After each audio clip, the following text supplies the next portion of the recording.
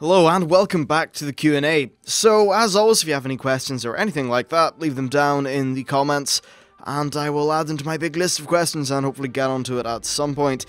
First of all, just for this week, as you've probably noticed, it's really only been a video a day. The reason for that is just because, well, busy, I guess. Right now, it's kind of the exam period, and I just got an exam done, well, it will be 2 days ago by the time you see this video. So that went pretty well, and I've got a final exam coming up on Friday. It shouldn't be too hard, it's just it requires a ridiculous amount of things to learn, which is, not ridiculous amount, just a very annoying amount. It's the, the kind of thing, it's easy, but there's just a lot of it. It's one of those annoying exams. So yeah, that's what's kind of keeping me up. I'm not really able to do the crazy amounts of normal content, but don't worry. Pretty much after Friday, I'll be free. It might take kind of half a day to get back home, back set up. Well, I mean, I'm home now, but I'll have to go up to the, well, down, I suppose, because it's to the south, to Belfast to actually do the exams. So anyway, yeah, basically, things are going to be sort of on schedule from Saturday onwards. My big plan next week is just to start to pump out a lot of lore videos and a lot of things like that. Not necessarily pump them out and have you see them, but just do a lot of work in advance for going back to university and just being ready to kind of hit the ground running with YouTube and be totally ready for the Warlords of Draenor beta, which is something I cannot wait for. Anyway, so, you're probably all here for the questions and answers and that kind of thing, so let's get to it. The first one is from the Crazy Elbows, who says, I have a question. Do you ever think they will do an event like the gate opening of AQish again? Not the actual opening itself, but the events leading up to it. There were a ton of quests and things people needed to do to unlock the gates in their server, and personally I love this and would like to see something similar in a future expansion. Right, well, I think that it was a really cool thing at the time, personally I think it would be really cool to see something like that again. But like right now, current Blizzard, I'm just not really sure a giant server-wide thing like that would really fit in with Blizzard's MO, especially in terms of actually feeding resources. I think the most they would do is something similar to the Isle of Thunder, where by doing things, of course it wouldn't be doing daily quests, but actually, fuck it, I have a good idea. Okay, so, new raid tier comes out, or new something comes out, and basically, what happens is there's a giant, like, enemy army, or fortress, or stronghold, or, their big evil island of evil. And we have Timeless Isle, kind of like more dynamic style objectives, so assault this base, defend our base, kill some guys, maybe help go into the tunnels and try to like mine under their base, general cool things like that. So maybe over a period of 1 or 2 or 3 weeks, like a server can work towards unlocking a final part of a raid tier, or doing something really cool. Maybe not the final part of a raid tier, I don't think that's the sort of thing they'd want to hold back, but they unlock something very cool at the end, basically, by doing a whole bunch of server-wide things. Now, it would have to be kind of like a gameplay-focused thing, because the whole AQish event was handing in, like, things like stacks of cloth and ore, and was that particularly interesting? No, I mean, like, it... yeah, it made sense in terms of we need to gather resources for the war, but I don't really think it was the best actual kind of gameplay incentive, really. It was just like kind of, hey, all those really cool resources? Well, okay, you'll get some commendations from it, but is it really a compelling gameplay reason? No, not really. So I think, yeah, a really nice, like, badass, kind of dynamic system that takes place over a few different weeks that unlocks things progressively and feels a whole lot less deterministic than the Isle of Thunder did. I think the Isle of Thunder was actually kind of shit. Some of its dailies were okay, but I think there's too many dailies, they weren't varied enough, and there was no payoff at the end. No real payoff at the end, anyway. So, yeah, I think something that had a reward that was as cool as that gate opening event of AQish would be nice, and just this whole kind of like event leading up to it thing would be great. I just hope that the events themselves would be driven by gameplay and dynamic things and stuff like that. But yeah, hell, even if it was an AQish system, I still wouldn't complain. I'd be pretty happy because I didn't get to do AQ myself at the time. I wasn't playing the game, but I kind of wish I did, because it seems like one of the really iconic moments, and I'm going to assume that their server tech is probably capable of handling that many people now, because back in the day, with the opening of the gates, servers started getting very laggy and stuff like that. Anyway, the next question is from Mr. Dust V, who says, he has a lore question, and if they were to bring back Illidan, how and why do you think they would go about doing that? I know Blizzard has been toying with the idea, and a lot of the speculators out there have been too, but I would like to know your view on it. So, first of all, I think Illidan could definitely come back. They have been toying around with it, as you said, with Metzen even saying that he thought it would be pretty badass. There's a part of me that does like how Metzen is just kind of like, yeah, that'd be badass, I think we'll do it, when it comes to his stories. In terms of Illidan, well, they actually have a very convenient lore way to bring Illidan back. It's really the only way they can bring back a dead character without doing something absurdly contrived. Like, I know this is contrived, but it's a contrivance that's kind of already pre-written into demon lore. Illidan is, of course, half demon. That's a part of the whole demon hunter process.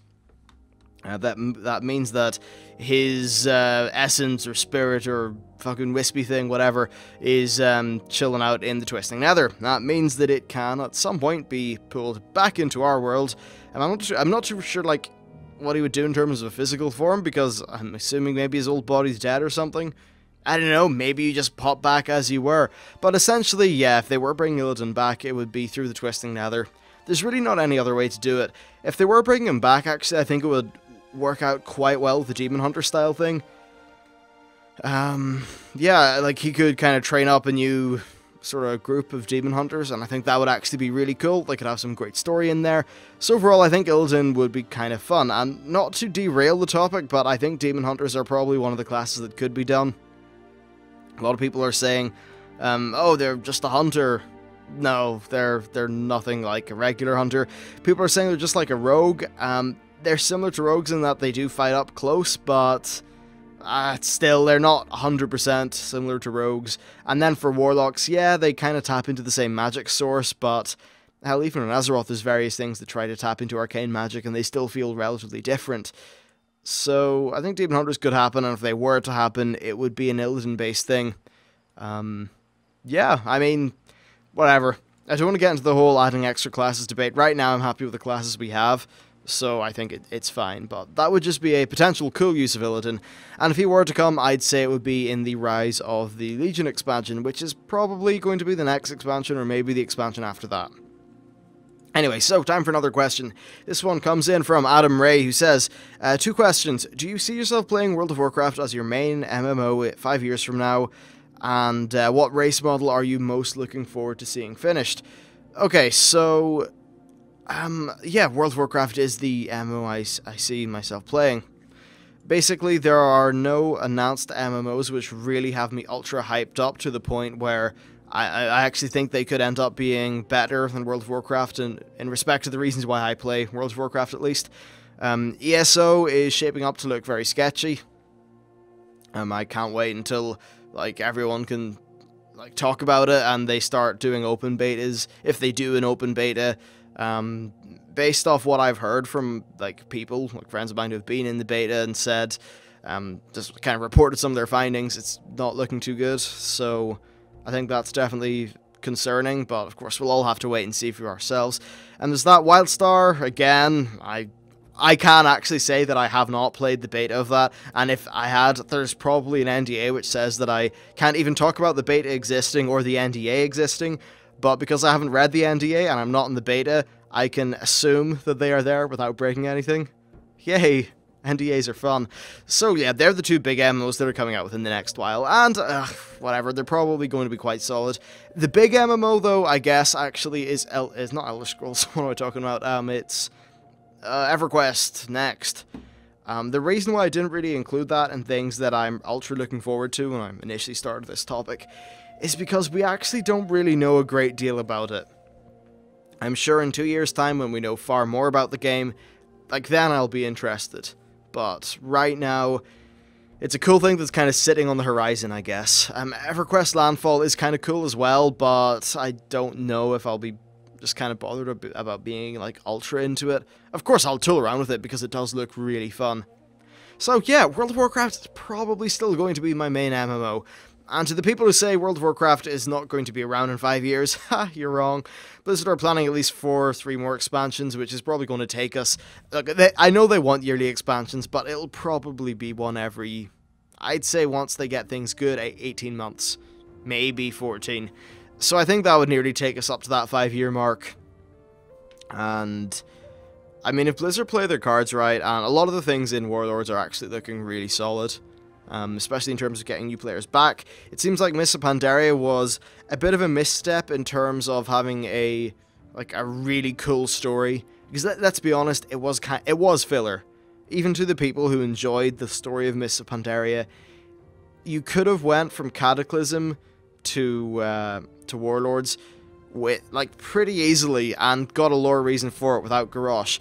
But Mists does actually feel just kind of like...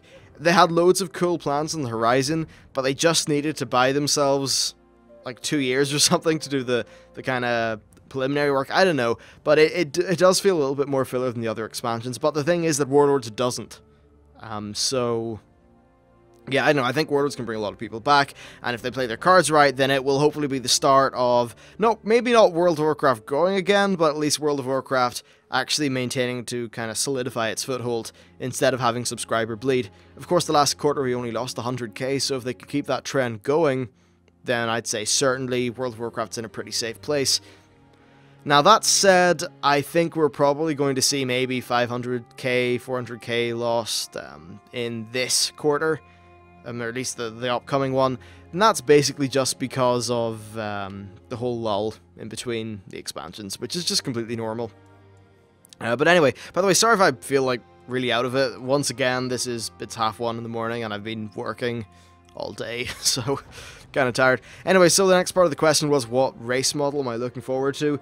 Well, the one I'm looking forward to the most is the Draenei, because my main is the Draenei, so that's probably the one that I want to see the kind of change in. I want to get the tail animations to be a little bit better, and just in general, I want them to feel a bit better, I guess. But I really like Draenei, so I'd say Draenei, yeah. And I know they're not the one that's most in need of fixing, but I guess for a lot of people, they're going to look forward to their main being the one that's changed. As for, I think, yeah, Night Elves will look cool. I think humans are probably one of the most, in need of a change, because of just how stupid World of Warcraft humans look. I used to have a few human characters, and I ended up race changing all of them because I just couldn't stand looking at them anymore. In terms of the Horde side, I guess a lot of people will want to see upgraded Trolls, because Trolls are really spotty in terms of quality. I think so are Tauren. Orcs just kind of survive for me in the fact that, I don't know, they just kind of look like Orcs, they're okay, but it will be great to have them upgraded, whatever. So, yeah, I mean, I'm completely for all these model changes, and I guess I'd just say, I'm most excited for Draenei, and then everything else I'm extremely excited for as well, so... Yeah, overall, I just think it was a fantastic idea to get that done. And finally, we'll just go with a question from Landrin26, who says, if you look at the map of Draenor, it was shown at BlizzCon, that was shown at BlizzCon, sorry, and look at the bottom left corner, you will see an unknown large island. It's not an island, but okay, basically it's the edge of a landmass, and it's a continent. And the question is, what do I think it'll be there? Do I think we will explore it in future expansion or Warlords? Okay, so what is it? It's actually the Ogre continent. So, I don't know, there. Draenor's over here. We have our big Ogre continent, down here. And that made sense when I did it, but actually looking at Open Broadcaster, this isn't mirrored or anything, so that didn't make sense in terms of the map. But basically, Continent A, Continent B, with Continent A being Draenor. Continent B is just where the main Ogre Empire is. They're very powerful there. They're far more entrenched there than they are in Draenor.